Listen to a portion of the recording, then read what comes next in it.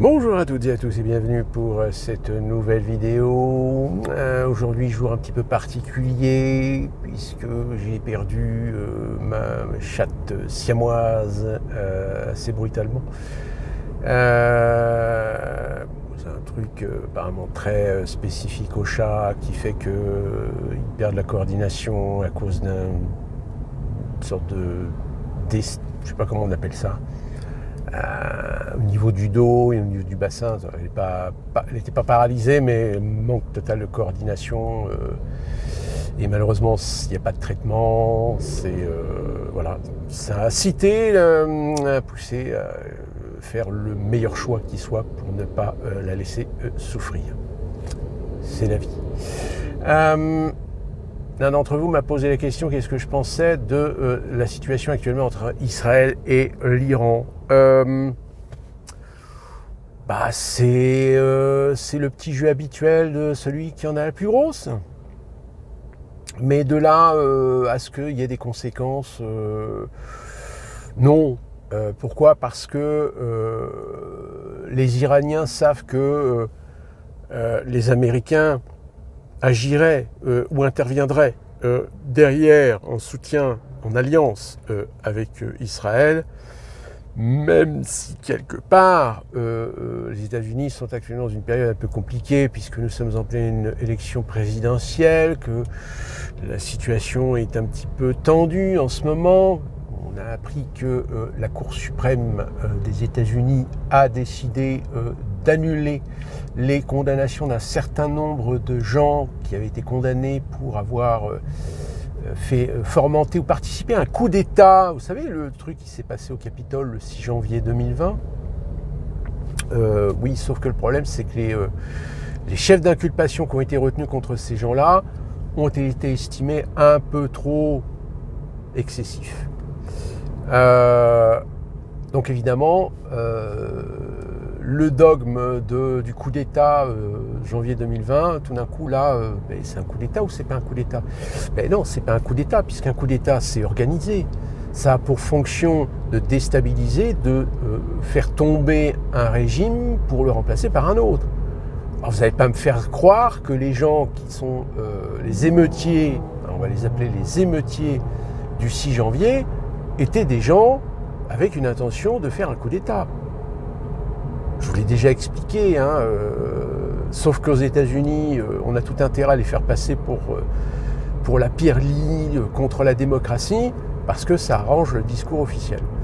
Donc là, en ce moment, évidemment, là, Trump a encore quelques casseroles au niveau juridique, etc., mais ça ne va pas suffire. Ça ne va pas suffire pour l'écarter d'un statut de candidat présidentiable. D'autant plus que, je vous le rappelle, les conventions des deux partis vont avoir lieu normalement au mois d'août pour entériner, valider les candidats qui ont été élus, on va dire, par les primaires respectives. On dirait évidemment du côté des démocrates, c'est vraiment qu'une procédure parce que de toute façon, il n'y a pas d'autres candidats. Enfin, il y a deux candidats, mais c'est juste histoire de mettre deux candidats face à Biden. Mais de toute façon, Biden, il rafle tout. Donc la situation à l'heure actuelle aux États-Unis, c'est pas de vague, pas d'intervention militaire, etc. Donc là, l'Iran est en train de faire simplement mumuse avec les nerfs d'Israël. Israël va répondre. Alors là, apparemment, ils ont répondu en attaquant. Je crois qu'ils ont réussi à descendre un haut responsable je ne sais plus si c'est du Hezbollah ou encore un autre responsable des gardiens de la Révolution. Donc voilà, c'est la petite guéguerre. Mais la petite guéguerre dans laquelle il y a ce problème fondamental qui pose de nouveaux jalons dans l'opinion, qui est évidemment la bande de Gaza. Aujourd'hui, maintenant, c'est clair, la bande de Gaza, l'argument de dire c'est une réponse d'Israël du 7 octobre, ça ne suffit plus. C'est une réponse disproportionnée. Mais ce n'est pas une réponse disproportionnée quand on sait dès le départ, et ça je l'avais dit, dès le 8 octobre, dès le lendemain de l'attaque du Hamas, je dis ça va donner l'opportunité à Israël de liquider la bande de Gaza. Et maintenant, très clairement, j'ai eu raison. Et même maintenant, ça va au-delà, puisque l'armée de Tsahal maintenant accompagne la progression des colons en Cisjordanie. Donc très clairement, là, c'est plus seulement la liquidation de la bande de Gaza, c'est la liquidation de la Palestine tout entière. C'est-à-dire que là, Netanyahou est en train tout simplement d'essayer, je dis bien d'essayer, tout simplement d'annexer les territoires palestiniens à l'État d'Israël. Alors, est-ce qu'il va l'annexer de façon complète ou est-ce qu'ils vont construire une sorte de statut un petit peu bâtard, sous tutelle, je pense que, à mon avis, on n'est pas dupe. On n'est d'autant pas dupe que l'équilibre dans la région dépend aussi de la présence des deux entités musulmanes, chiites et sunnites. Très clairement, si demain on décide de faire tomber tout le chiisme, le fameux croissant chiite, les sunnites, évidemment, ils vont se frotter les mains, surtout les saoudiens. Le salafisme pourra donc s'installer. Sauf que ça ne résoudra pas le problème dans la région, puisque je le rappelle, vous avez 3 ambitions dans cette région. Vous avez l'ambition de l'implantation d'un grand califat, évidemment avec à sa tête la famille saoudienne. Vous avez la deuxième ambition d'un autre califat, qui est un califat plutôt ottoman, de M. Recep Erdogan. Et évidemment, face à ces 2 ambitions, vous avez le grand Israël, c'est-à-dire cette fameuse ambition d'une construction d'un grand Israël, tout à fait spécifique aux motivations et aux ambitions sionistes. Alors, je pense qu'aujourd'hui, beaucoup de gens, tout d'un coup, ont compris ce dont on parlait avec le sionisme, du fait qu'il y a eu cette volonté à l'époque de Hollande, de Manuel Valls, d'essayer de tout faire pour faire l'assimilation de l'antisionisme comme étant une forme d'antisémitisme, alors que, en effet, ça peut être considéré comme une forme d'antisémitisme à partir du moment où tu considères que le sionisme, c'est forcément partie intégrante de la culture juive, mais c'est plutôt une idéologie politique. Tous les juifs ne sont pas sionistes. Preuve en est, les orthodoxes, par exemple, quels qu'ils soient, ne sont pas des sionistes. Je dirais même que c'est les pires anti-sionistes qui soient. Eux, ils sont littéralement contre ce projet né au milieu du 19e siècle. Donc forcément, les alliances ont été construites de telle manière à ce que, à la fois en 1947, l'État d'Israël soit fondé sans que personne n'ait à redire quoi que ce soit. Même l'ONU a essayé de mettre un petit peu d'ordre, d'équité, etc. Ben Gurion et compagnie, ils n'en avaient rien à foutre, eux, ils ont fait ce qu'ils voulaient. Et puis derrière, évidemment, les présences dans la plupart des pays occidentaux, dans la plupart des puissances occidentales et industrielles de ce monde, des lobbies sionistes. Monsieur Habib, par exemple, en France, est un agent sioniste qui s'assure, au niveau de l'hémicycle, que personne ne va lever le petit doigt contre Israël. Dès qu'un député le fait, lui, il saute à la gorge en traitant le député d'antisémite. Et d'ailleurs, là on le voit, la façon dont il est véhément sur les plateaux télé, etc., c'est le chien de garde. C'est le chien de garde des sionistes en France. Alors il n'est pas le seul, il y en a d'autres. Il y en a d'autres qui sont plus discrets, plus infiltrés, même dans les couloirs de l'Élysée. Je veux dire, pourquoi Macron est aussi mielleux ? Tout simplement parce qu'il sait qu'on le tient par la peau des couilles. Il sait pertinemment qu'avec sa bonne femme, le Mossad, en un claquement de doigts, il peut très bien se faire dégager de l'Élysée. Donc, même aux États-Unis, beaucoup de politiciens à Washington ne lèveront pas le petit doigt contre Israël. Preuve en est, c'est que la motion, le décret pris par l'ONU, voté par l'ONU, par le Conseil de sécurité élargi de l'ONU, lors du vote, les États-Unis se sont abstenus. Je ne vais pas revenir sur les conséquences, vu qu'aux États-Unis, ceux qui sont les plus militants et les plus présents aujourd'hui pour la Palestine sont des électeurs démocrates. C'est pas de l'électorat républicain, qu'on soit clair. Donc là, pour l'instant, si vous voulez, ça ne change pas grand-chose de ce qu'on a déjà connu par le passé quand ça décide de se titiller un petit peu. Et vas-y, je te tue un de tes généraux, et vas-y, je te balance des missiles sur des bases militaires ou sur des entrepôts, et vas-y que je te démolisse une ambassade, et vas-y... Non mais voilà, c'est une partie de ping-pong en fait. C'est une partie de ping-pong où fort heureusement, il n'y a pas d'escalade qui pourrait mener à quelque chose de pire. Premièrement parce que les deux n'ont pas les moyens, je veux dire, l'armée de Tsahal, elle a des capacités limitées. Engagée dans une guerre, il faudrait que les États-Unis soient derrière en soutien, forcément. Et puis les Iraniens, c'est pareil.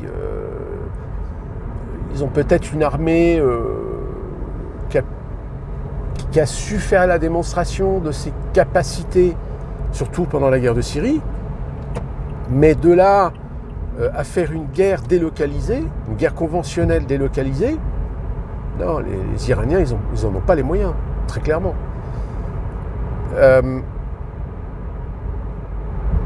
Après, embrasement, oui, l'embrasement, il est déjà là, de toute façon, j'ai envie de vous dire. L'embrasement, il est là. C'est Israël, Occident, contre le monde musulman du Moyen-Orient. Alors, il y a certains pays qui sont emmerdés parce que ils ne veulent pas prendre parti. Et d'ailleurs, c'est ce que j'ai toujours expliqué au moment de l'attaque du Hamas et de la réponse israélienne. J'ai dit, le problème, c'est que les Israéliens, ils ne sont pas cons. Ils sont en train de mettre au pied du mur tout le monde arabe. Qui va soutenir Palestine? Qui va laisser faire? Qui va tourner le dos? Il est là, le problème. Et le problème est toujours là. C'est quand vous voyez l'Arabie Saoudite, le Qatar, les Émirats Arabes Unis. Oui, ils font un membre de bon honorable en disant oui, non, ça serait bien qu'il y ait un cessez-le-feu, etc. Parce que c'est pas bien. Mais c'est pas très véhément vis-à-vis d'Israël. J'ai à la limite, c'est plus les pays du Maghreb qui ont une certaine véhémence un peu plus accentuée contre Israël que les voisins d'Israël, qui pourtant est une position stratégique et géopolitique beaucoup plus importante et non négligeable pour faire pression sur Israël. Donc, Israël continue. De toute façon, vu que l'autorité occidentale est complètement émasculée, d'ailleurs, ils essayent de faire revenir un petit peu l'opinion sur l'Ukraine, mais l'Ukraine, c'est pareil. Là, Zelensky, qui vient de faire passer au niveau de la Rada une loi pour rabaisser l'âge de la conscription. Enfin, c'est ce que j'avais dit depuis très longtemps, c'est qu'à un moment donné, il n'y aura plus assez d'Ukrainiens pour combattre au front. Là, semble-t-il, il y a une rumeur qui circule comme quoi les Russes ont le sourire parce qu'ils se sont farcis des Français de la Légion étrangère. Donc il y aurait des soldats de la Légion étrangère sur le territoire ukrainien. Mais là encore, la Légion étrangère, c'est une unité d'élite, mais qui n'a pas des grandes capacités, qui a des capacités d'intervention sur des opérations locales, mais pas pour tenir une guerre conventionnelle, ou participer à une guerre conventionnelle, si ce n'est dans un ensemble d'interventions, d'un ensemble d'unités comme ça a été le cas pendant la guerre du Golfe, où à la guerre du Golfe, la France était engagée aux côtés des Alliés et avait engagé également la Légion étrangère. Mais la Légion étrangère toute seule en Ukraine, elle n'a pas servi à grand-chose. Donc oui, c'est un petit peu le bordel. Ça part à volo de tous les côtés.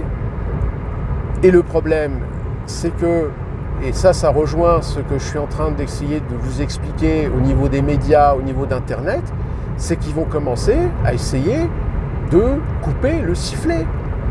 Parce qu'ils se rendent compte que l'opinion ne suit de plus en plus les doctrines qu'ils essayent de chanter pour garder l'opinion dans un sens plutôt que dans un autre. Alors, il y a les élections européennes qui arrivent, mais ouais, mais est-ce que ça va servir à quelque chose? Non, ça ne sert à rien.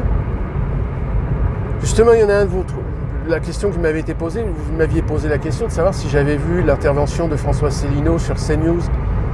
Mais regardez-la, hein, c'est très intéressant parce que finalement, CNews, on a entendu tellement de choses sur eux que finalement, quand ils invitent Asselineau, qui est pour le Frexit, là, tout d'un coup, on se rend compte que Pascal Praud et les intervenants, on a l'impression qu'ils ont peur.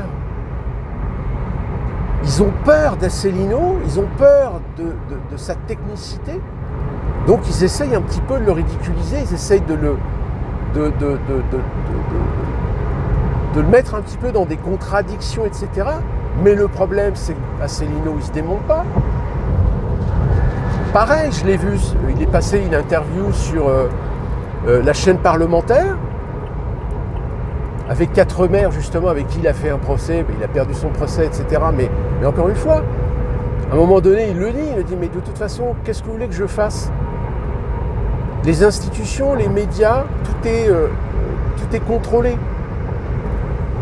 Donc moi, je suis un lilliputien, je suis tout seul.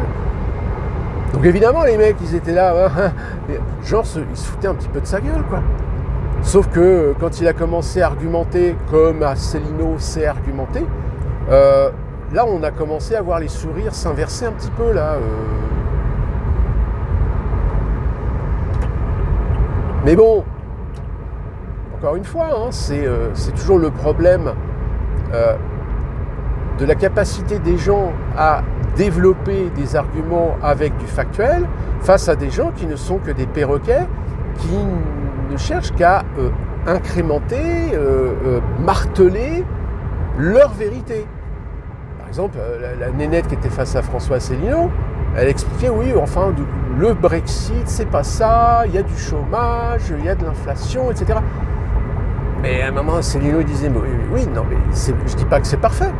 Mais le problème, c'est que la Grande-Bretagne, elle a été confrontée au même problème que l'Union européenne. Donc c'est normal qu'il y ait des chiffres qui ne sont pas bons en Grande-Bretagne, comme il y a des chiffres qui ne sont pas bons en France.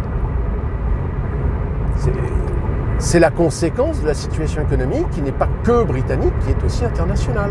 Mais sinon, au niveau du chômage, les chiffres sont plutôt corrects. Au niveau du PIB, les chiffres sont plus ou moins honorables. C'est pas formidable, mais... Là, ils ont commencé, ah putain, merde, ouais, il a les chiffres, quoi. Enfin, bon, c'est vrai que la question qui se pose quand même, c'est Asselineau, pourquoi est-ce qu'il se présente au Parlement européen?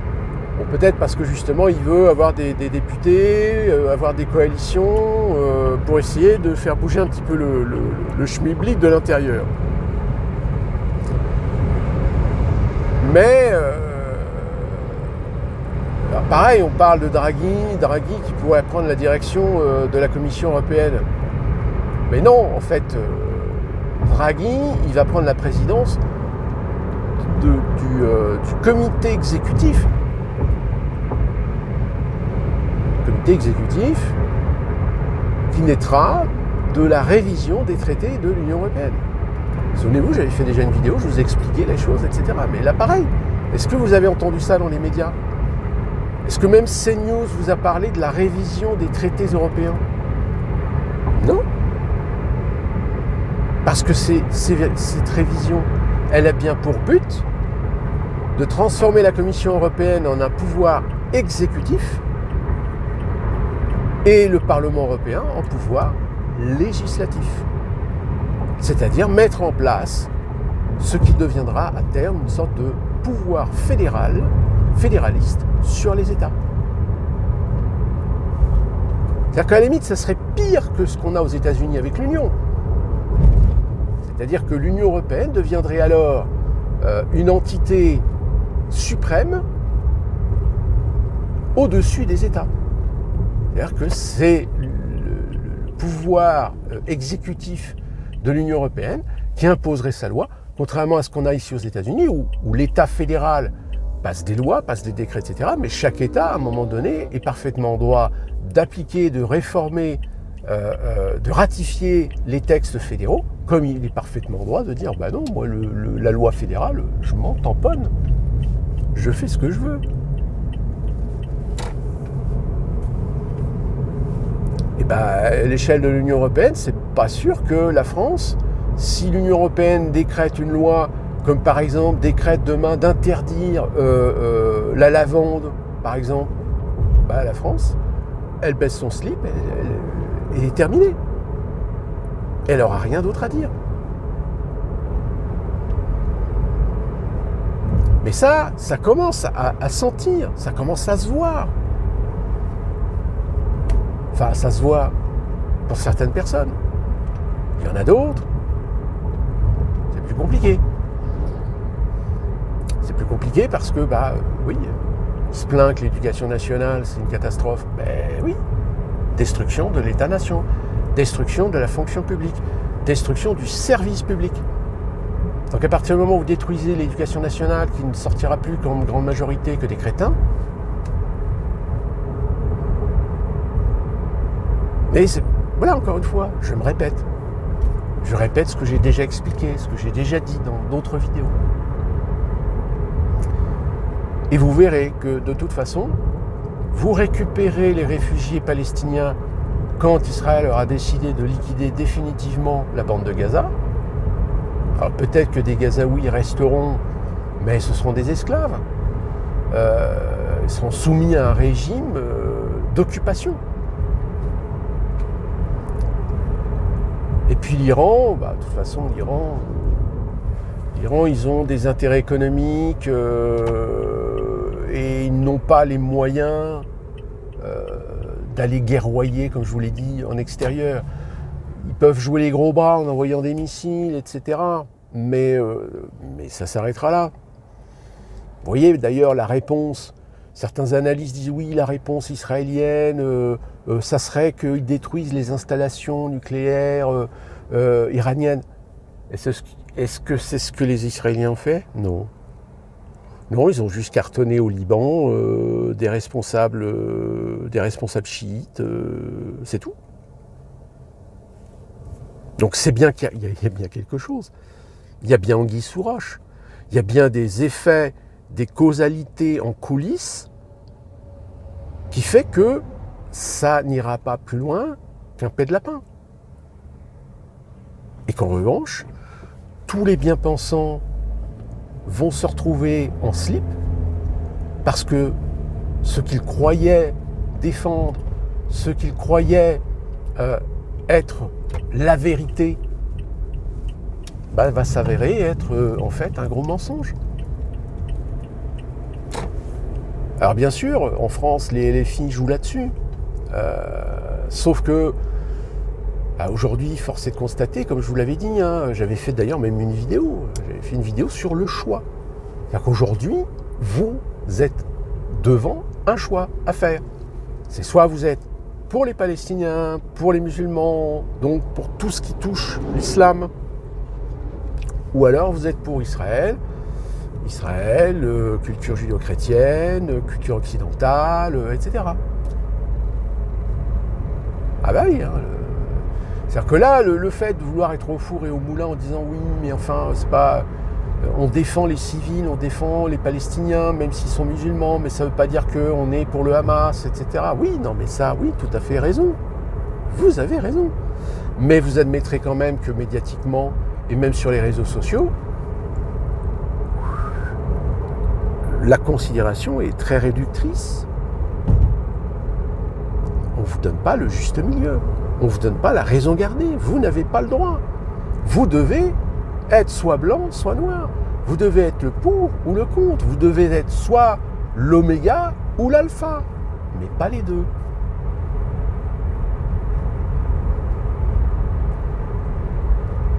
Donc c'est pour ça que faire pourrir la situation, moi j'ai peur pour les musulmans en France, aussi bien les musulmans français que les musulmans étrangers, majoritairement qui n'ont rien à voir avec tous les fanatismes religieux, même si certains d'entre eux ont une fâcheuse tendance à fermer les yeux et sont plus ou moins responsables, plus ou moins complices. Mais il va y avoir un moment donné où ça va mal tourner. Il va y avoir un moment donné où il y a des gens qui vont plus être d'accord, qui vont plus baisser leur froc. Surtout que là, récemment, les événements que vous avez eus en France, c'est bizarre, on n'a pas entendu l'acte raciste, ou l'acte antisémite, ou l'acte islamophobe. Bah non, parce que finalement, c'est des musulmans qui se bastonnent entre eux.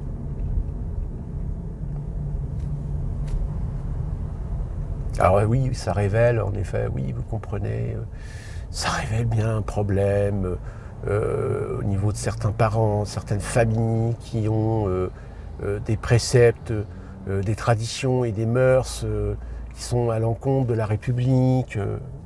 Mais attendez, ça fait des dizaines d'années qu'on le dit. Et vous le découvrez maintenant. Alors vous en parlez maintenant, puis dans 3 semaines, on aura oublié. On aura oublié qu'en France, vous avez des individus qui sont des casse-couilles, qui sont des chiards, qui sont là pour foutre la merde, qui sont là pour vous imposer leurs lois, quitte à vous tuer.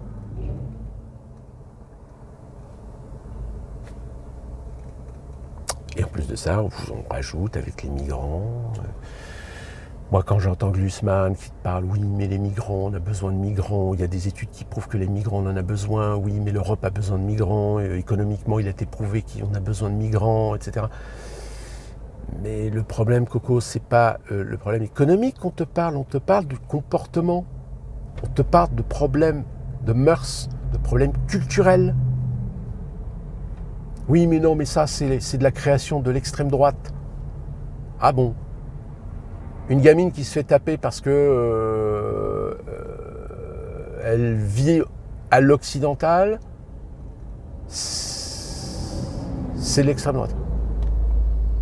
Un gamin qui se fait lyncher à mort parce qu'il sort avec une nana et que les grands frères, c'est l'extrême droite. Ah bah oui, l'extrême droite en parle, instrumentalise. Mais si elle ne le faisait pas, ça serait d'autres qui le feraient, qui eux-mêmes seraient accusés d'être d'extrême droite. Donc ça tourne en rond, de toute façon.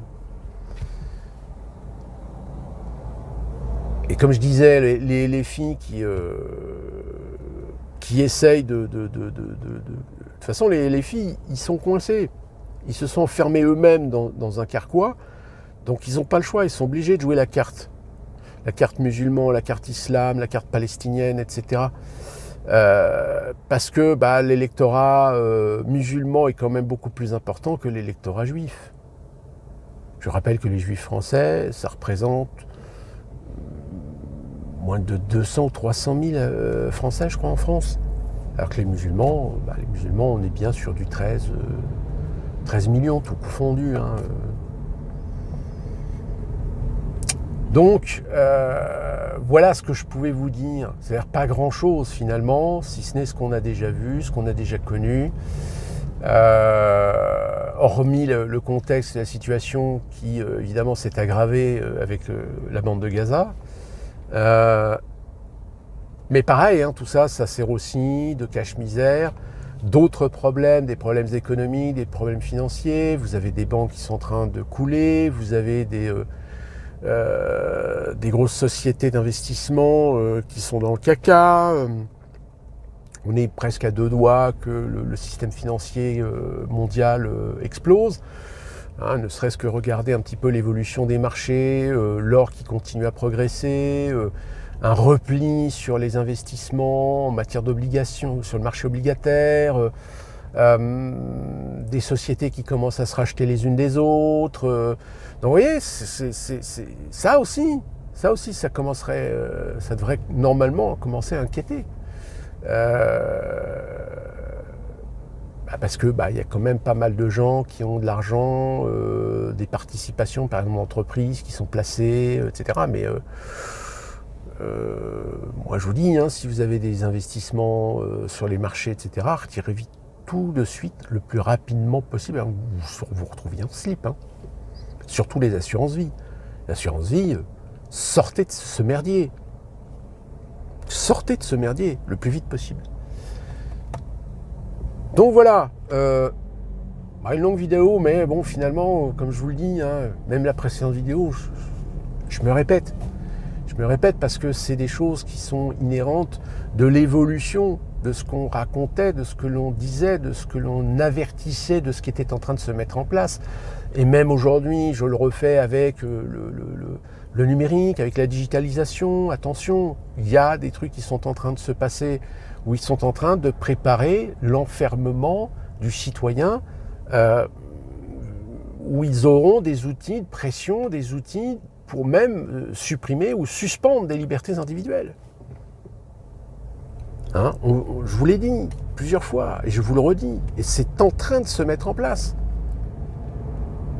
Parce que justement, l'un va pas sans l'autre, que l'autorité, que les autorités, que les pouvoirs, d'une manière générale, se rendent compte qu'ils vont commencer à perdre la main sur l'opinion, commencer à perdre la main sur les peuples. Il faut rapidement trouver une solution pour verrouiller les peuples. C'est-à-dire les mettre sous contrôle. Bienvenue en 1984, George Orwell, avec un petit saupoudrage du meilleur des mondes, Aldous Huxley.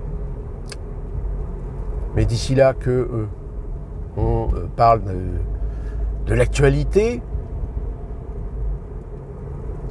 que puis-je vous dire d'autre? De bien vous porter et soyez prudents.